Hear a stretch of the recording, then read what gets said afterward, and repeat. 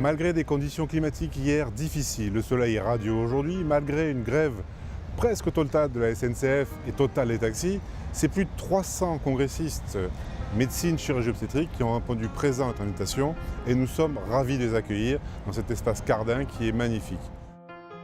Ce matin, des débats intéressants avec nos tutelles, la Direction générale de l'offre de soins et également la TIH qui nous ont parlé de réforme de financement, de tarification, de financement à la qualité. Des débats riches, variés, avec des questions de la salle pertinentes, un petit peu quelquefois piquantes, mais ça fait partie de la règle du jeu et c'est la tradition du MCO. Nous posons les bonnes questions car nous sommes un syndicat au plus proche de ses adhérents. Pour autant, dans vos difficultés, et aujourd'hui vous le démontrez, vous êtes conscient des défis qui sont devant vous. Et j'apprécie.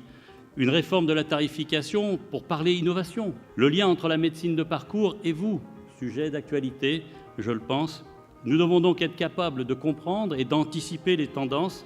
Je serai heureux d'ailleurs demain d'entendre Luc Ferry, parce que je pense, comme vous, qu'agir sans penser, c'est laisser au hasard le soin de tracer notre chemin, et ni le syndicat MCO, ni les autres syndicats de spécialité peuvent accepter de se retrouver dans une telle situation. La santé, ce n'est pas un secteur comme un autre, c'est un secteur régulé. Et donc, affirmer qu'il y a une stratégie portée par l'État, c'est déjà en soi poser un acte politique.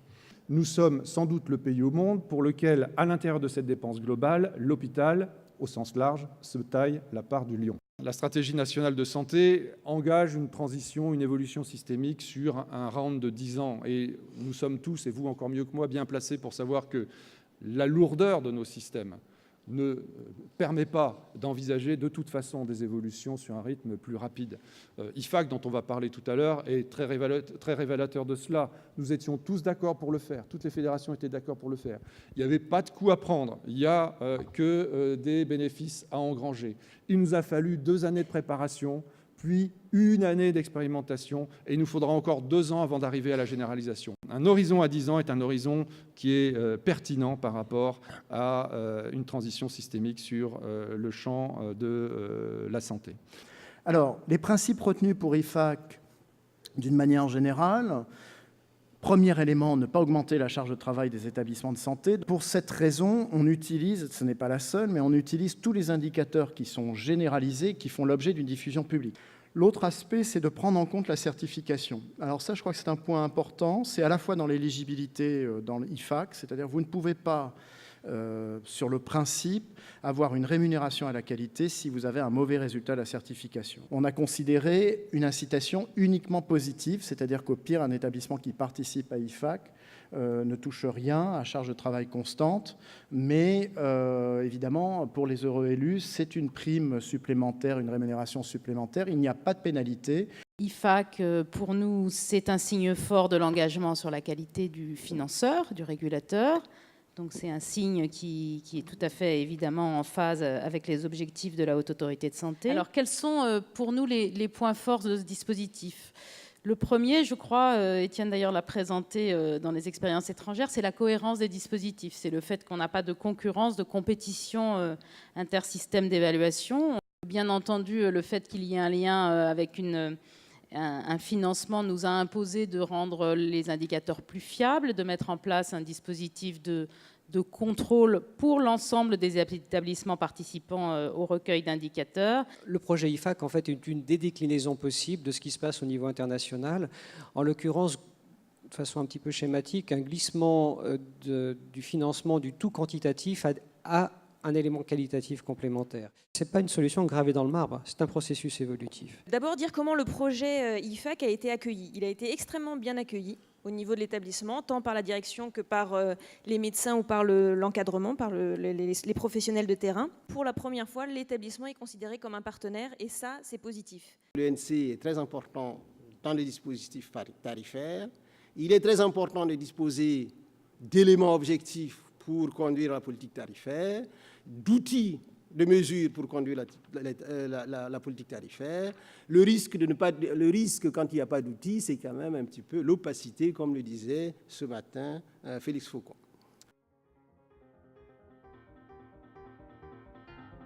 Ensuite, une assemblée générale statutaire avec un discours de politique générale où j'ai repris les avancées de l'année écoulée ainsi que les grands projets pour les années à venir. Et bien évidemment, tout statut qui se respecte, une présentation des comptes qui a été validée à l'unanimité. C'est un signe de bonne santé et un signe de transparence. C'est la pause. Nous nous retrouvons à 14 h pour la suite des débats.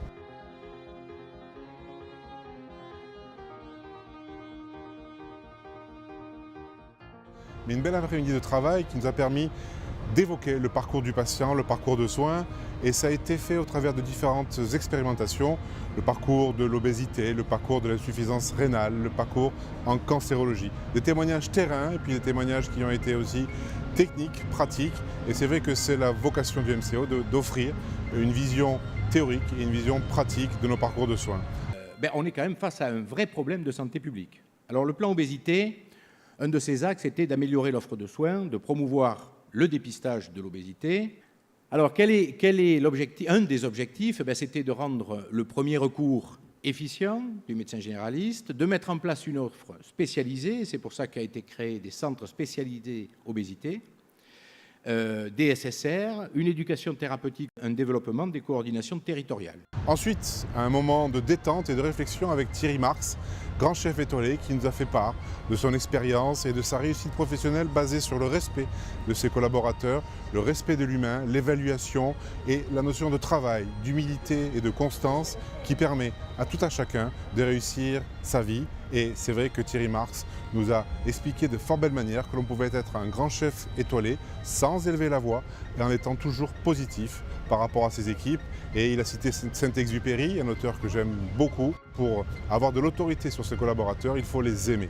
Donc c'est vrai que c'est un symbole que j'aime bien. Aimons nos collaborateurs et surtout aimons les patients qui nous font la chance de venir dans notre établissement et pour lequel nous avons leur confiance. L'attitude positive, cette posture assez droite de l'homme positif, cette posture de l'engagement, presque cette posture de l'inconscient positif qui fait que vous allez de l'avant. Ça, pour nous, c'est une culture chez Mandarin qui est extrêmement importante pour montrer, encore une fois, l'exemple et pour redire que l'exemple est la meilleure preuve de l'autorité. Il faut être une libellule dans la vie. Vivre au présent avec beaucoup d'intensité, profiter de ce temps présent, pouvoir aller à droite, pouvoir aller à gauche, pouvoir avancer, mais ne jamais reculer. Et quand vous observez une libellule, c'est comme ça que ça fonctionne.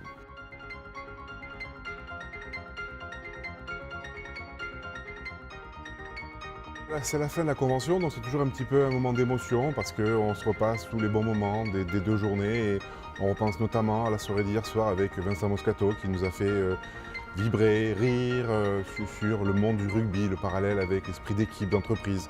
Et puis c'est vrai, ce matin aussi, on a repris nos travaux studieux sur le patient 2.0, donc l'informatisation du dossier médical partagé.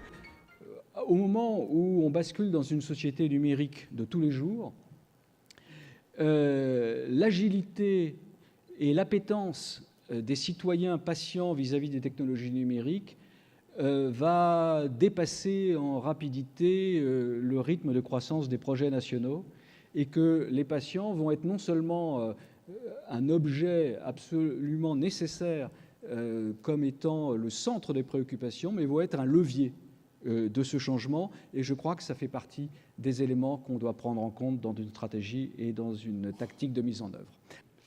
La communication et le partage des données va coordonner de plus en plus les professionnels sur les territoires, la médecine de ville, les spécialistes et les structures de prise en charge.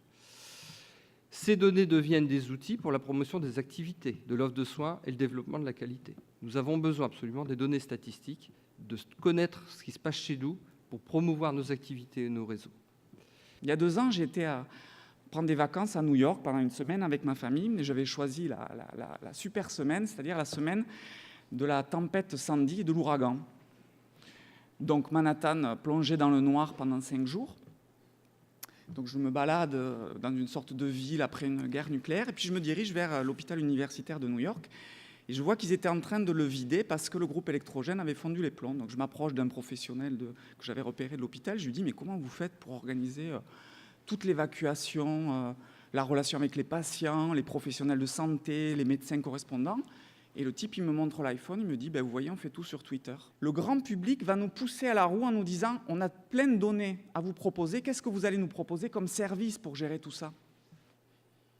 Moi, je nous fais confiance, je sais qu'on est tout à fait capable de passer une nouvelle fois encore à côté de cette révolution. Puis après, nous avons évoqué l'évolution des durées de séjour, notamment la chirurgie ambulatoire, donc le patient.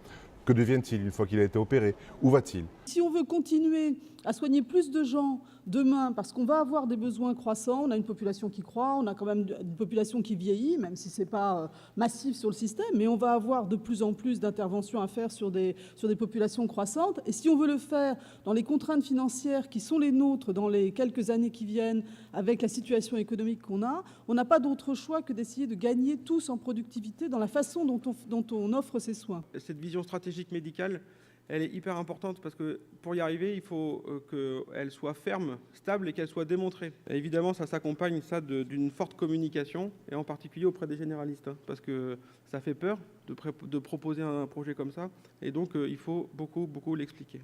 Après un temps d'échange parmi nos partenaires sur les stands, Luc Ferry nous a ouvert l'esprit sur l'innovation. L'innovation destructrice, c'est vrai, l'innovation qui peut être aussi source de difficultés, mais qui est le moteur de la recherche et le moteur, je dirais aussi, de notre syndicat MCO. Et le syndicat MCO est fier d'avoir pu discuter, échanger avec Luc Ferry, ancien ministre de l'Enseignement et de la Recherche.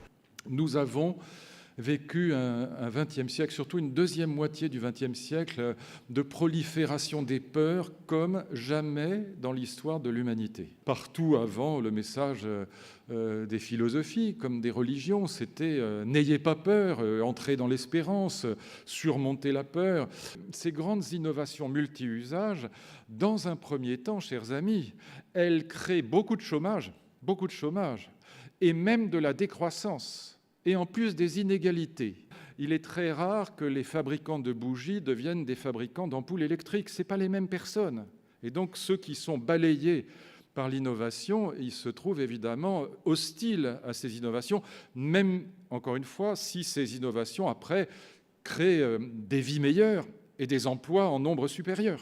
On a eu tout à l'heure un magnifique exemple avec ces chirurgies ambulatoires, avec cette réduction du nombre de lits, etc. C'était pour moi tout à fait passionnant parce que c'était un excellent exemple, mais ça demande beaucoup d'efforts. Et donc on est dans une logique d'innovation destructrice. Une convention qui se termine, 2 jours pleins, 2 jours ensoleillés, où chacun a pu vraiment échanger sur notre pratique.